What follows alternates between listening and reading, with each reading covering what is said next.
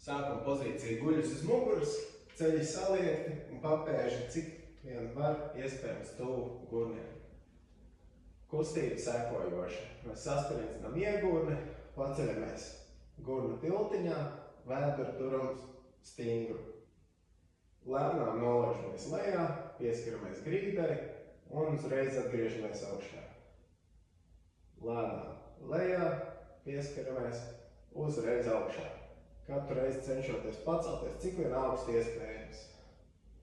Lēnām uz leju un augšā.